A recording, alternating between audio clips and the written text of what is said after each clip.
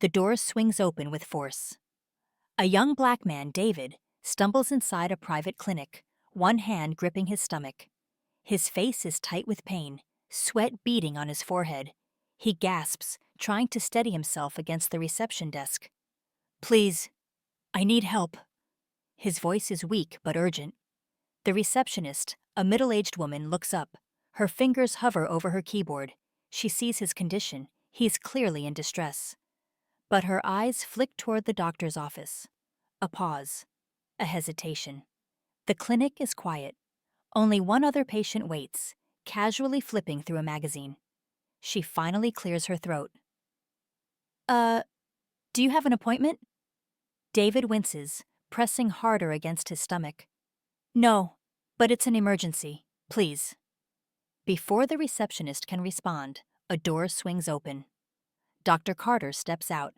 A tall, middle-aged man in a crisp white coat. His graying hair is neatly combed, his gold-rimmed glasses perfectly in place. He carries himself with the confidence of a man who knows he's important. His eyes land on David. His expression hardens. A long, uncomfortable silence. "What's going on here?" His voice is sharp, impatient. The receptionist shifts nervously. "He says it's an emergency, sir." Dr. Carter looks at David, then at the empty chairs in the waiting area. His lips press into a thin line. "We're at full capacity," he says flatly. David's breath catches. He glances at the empty seats. "But I suggest you go to the county hospital."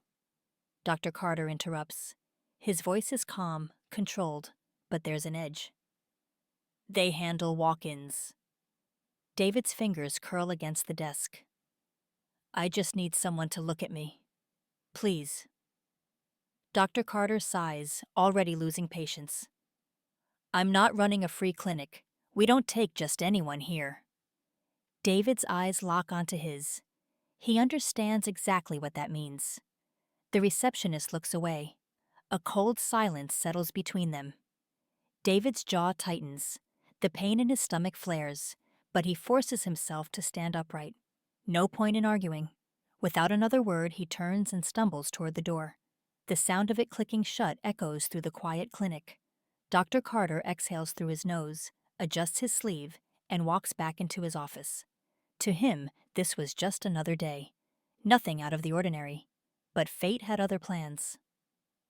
Dr. Carter settles back into his leather chair, exhaling as he picks up his coffee. Another day, another set of patients. Nothing unusual. His office is immaculate. Mahogany desk, shelves lined with medical books, framed degrees on the wall. Everything in its place. He flips open a patient file. His eyes skim the details, but his mind drifts. That young man from earlier. David. His face flashes in Carter's memory. Pale, drenched in sweat, eyes desperate. He brushes the thought away. Not my problem. He adjusts his glasses and takes a sip of coffee. This is his clinic. His rules. He built his career on excellence, on reputation. He doesn't treat just anyone. People like that. They should go to public hospitals, places that are designed for them. Not here.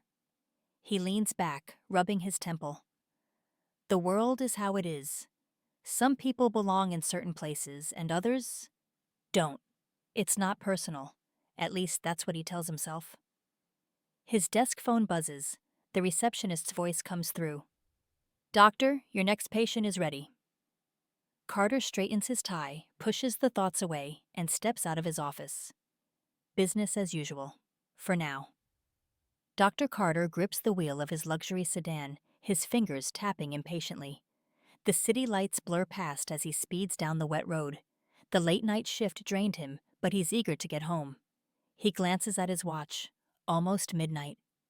His mind replays the day. Meetings, surgeries, routine checkups. Nothing out of the ordinary. Then, for a brief moment, his thoughts wander back to that young man. David. The way he clutched his stomach. The way his voice cracked when he asked for help. Carter scoffs under his breath. Why am I even thinking about this? He shakes his head, dismissing the thought, and presses his foot on the gas. The rain thickens. The road ahead is slick. He grips the wheel tighter. Then, headlights appear. Too close.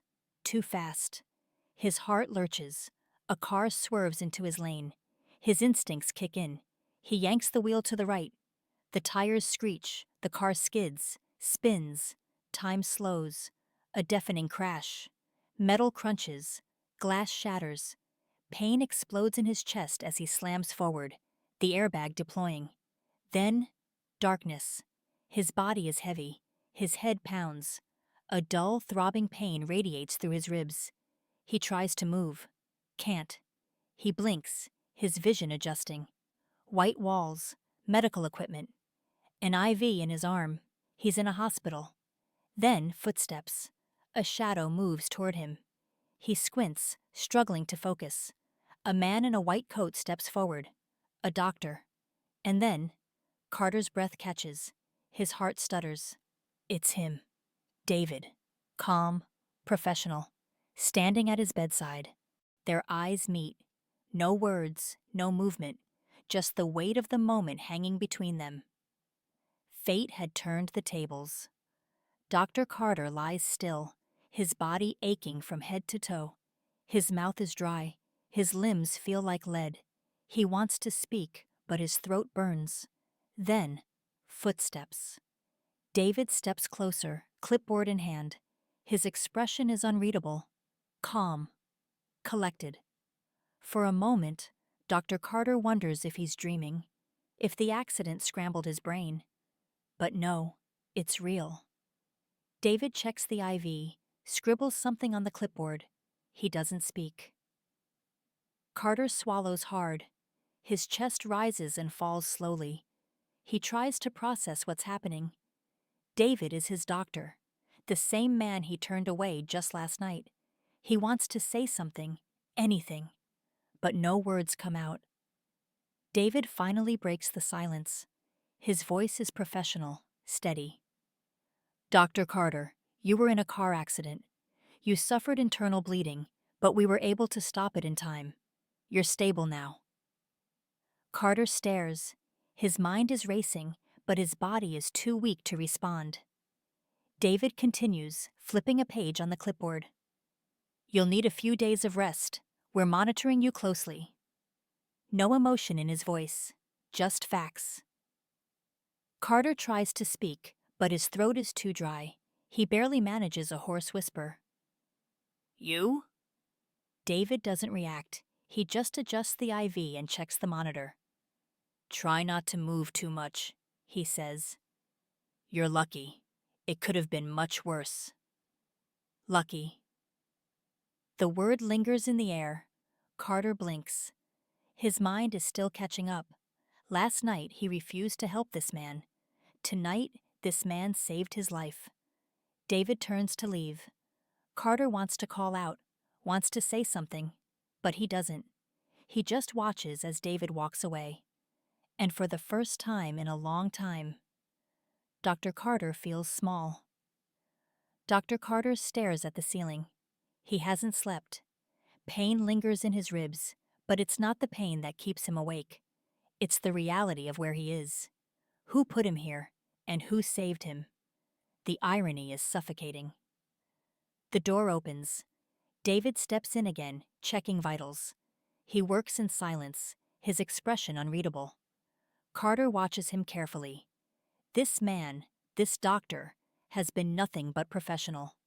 Calm, neutral, no bitterness, no anger.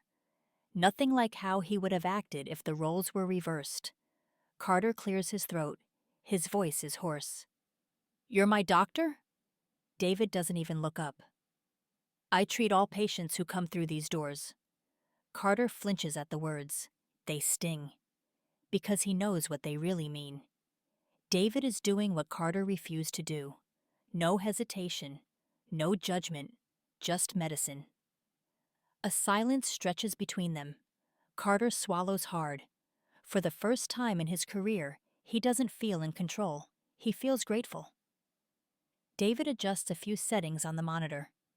Try to rest, Dr. Carter. We'll run more tests in the morning. He turns to leave. Carter watches him go, 1,000 words stuck in his throat, but he says nothing. Because for the first time in his life, he has no idea what to say. Dr. Carter lies awake. His body is healing, but his mind is restless. He can't stop thinking about David, thinking about himself. He remembers how easily he dismissed David at the clinic, the way he turned him away without a second thought. And now here he is, helpless, vulnerable, completely at David's mercy. He exhales slowly, staring at the ceiling. He has spent his whole life believing he knew people, believing he could judge someone at a glance. And yet, David hasn't treated him with anger. He hasn't gloated or sought revenge. He has done exactly what Carter refused to do: help, without judgment. The realization sits heavy in his chest. For the first time in his career, he feels something unfamiliar: guilt.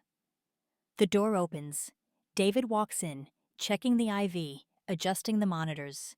He moves with precision, focused on the task. Carter watches him closely. "Why did you do it?" His voice is weak, but the question is clear. David doesn't pause. "Do what?" "Help me." David finally looks at him. His expression is unreadable. "Because I took an oath." His tone is simple, matter of fact. "I don't decide who deserves care. I just save lives." Carter feels his throat tighten, because deep down, he knows he wouldn't have done the same. David finishes his checkup. "Get some rest, Dr. Carter." He turns to leave. Carter watches him walk out, the weight of those words pressing down on him. For the first time in his life, he doesn't feel superior. He feels ashamed. Something's wrong. His body won't move. Panic sets in. He tries to lift his arm, nothing. Tries to shift his legs, still nothing. His breathing quickens. A sharp fear grips his chest. He opens his mouth. No sound comes out. A rush of footsteps. David enters. "What's wrong?" His voice is calm but firm. Carter's heart pounds. I can't move." His voice is barely a whisper.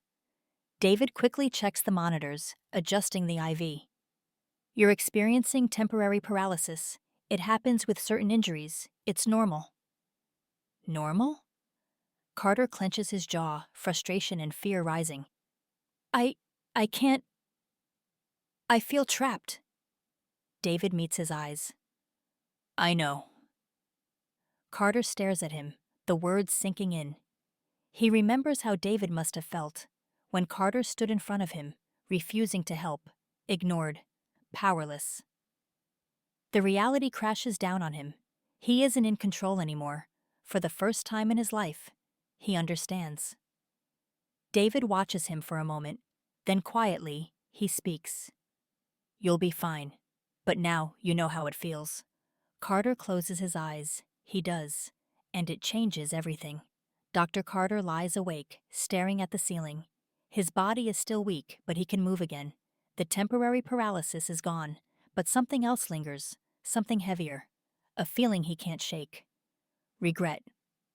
The door opens. David steps in, his expression the same, calm, professional, unreadable. Carter watches as he moves, checking his vitals, adjusting the IV. He hesitates, then speaks. His voice is quieter than before. "You knew." David glances at him. "Knew what?" "That I didn't want to help you." A pause. David keeps his focus on the monitors. "I knew." Carter's throat tightens. He shifts slightly in the bed, feeling the weight of his own actions pressing down on him. "And you still saved me." David meets his gaze. His expression doesn't change. "Yes." Silence. For the first time, Carter doesn't know what to say. David doesn't fill the silence. He lets it sit, lets Carter feel it. Finally, he speaks. "I don't get to choose who I help, Dr. Carter. Neither do you." The words are simple, but they cut deep. Carter swallows hard. He looks away. He has spent his whole life believing he was in control, that he had the power to decide who was worthy. Now he realizes he was never the one with power, just privilege. David finishes his checkup and turns to leave. Carter watches him go, his chest tight. David. David stops, turns slightly. Carter opens his mouth. The words are there, but they don't come out. Instead, he nods, a small, hesitant nod, an unspoken apology. David holds his gaze for a moment. Then he nods back. No words, no need. Then he walks away, leaving Carter alone with his thoughts, and a lesson he will never forget. Dr. Carter stands near the exit, gripping his discharge papers. He's sore but stable, ready to leave. But something is different. He looks around, taking in the people he used to ignore. The nurses, the patients, the doctors moving from room to room. He sees David in the distance, speaking with another patient. Calm, kind, professional. Carter watches. The weight in his chest remains. He could walk away. Forget this ever happened. Go back to his old life. But he knows he won't. He can't. Because he's not the same man who walked into his office yesterday. He turns to leave, stops, looks back one more time. David doesn't see him, but Carter nods anyway. A silent acknowledgement, a quiet respect, a lesson learned. Then he walks out the door, and for the first time in his life, he understands.